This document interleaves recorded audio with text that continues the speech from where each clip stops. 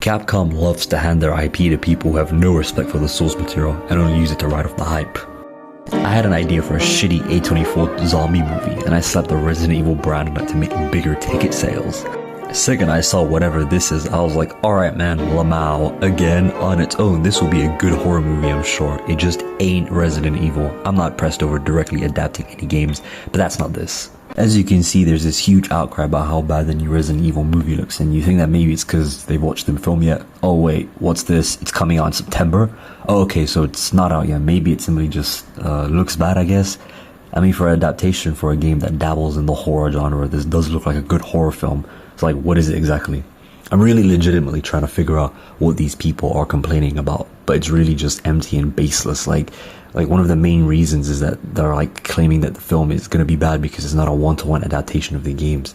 But here's the thing, it's been done before, and to make things worse, nobody liked it. There have been a total of around like 8 Resident Evil movies and a TV show that we don't need to talk about.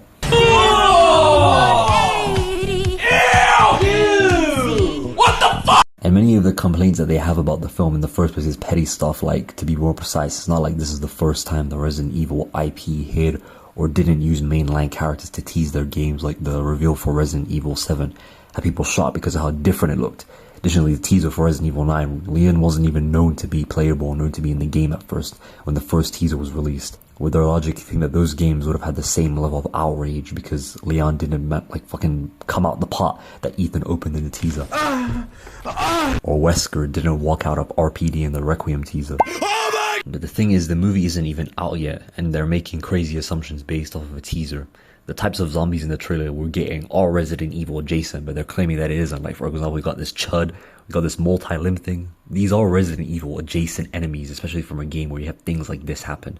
Yet somehow people are claiming the movie is definitely going to be bad because it's not a perfect one-to-one inline adaptation of the games. Ultimately, there's nothing wrong with being interested in the film or not being interested in the film. Everyone's entitled to their own opinion.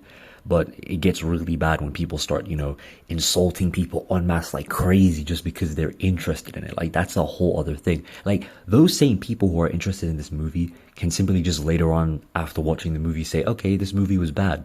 And that's a normal thing. Like, even if I was to go watch this movie, I will be honest, if it's bad, it's bad, like, end of story. Like, there's nothing more to say about it. But what I hate is how, once again, people are just saying, oh, it's shit because fucking Leon isn't in it, or Claire isn't in it. And you know what makes the whole thing even crazier is that, like, Leon is the only one that people keep mentioning. Nobody's mentioning Chris, nobody's mentioning Claire, nobody's mentioning Jill. Everybody just keeps yapping about Leon. And it just kind of shows that, like, isn't it like a bit weird? Like, people are kind of like obviously riding on the hype wave of Requiem and Leon being in it. Like, it's kind of obvious at this point. To make things worse, people are trying to make it seem as if Zack Krieger has some like major fan base and it's a Zack Krieger versus Resident Evil fans thing, when it's simply just people interested in the movie and other people who aren't. But if they were to adapt Leon into this movie, obviously they wouldn't just fucking pull like RE4 Leon or RE9 Leon or maybe even RE6 if you even want to go there. They wouldn't even try that. So they most likely go with a younger version of Leon. Now, what makes this funny is that if you try to make Leon show any sign of weakness in this movie, let's be real, I don't want to hear it, and this is an objective fact. If Leon wants to show any sign of weakness, any sign of fear in the trailer, and like this is assuming like in an alternate reality he is the lead character in this movie, then they would have been saying, oh, they made Leon a sissy, they made him effeminate, Hollywood's effeminizing men and all this bullshit. They would have been saying that 100%. You would have definitely been like seeing a huge like chunk of people claiming that, oh, Leon is a pussy now and all this stuff.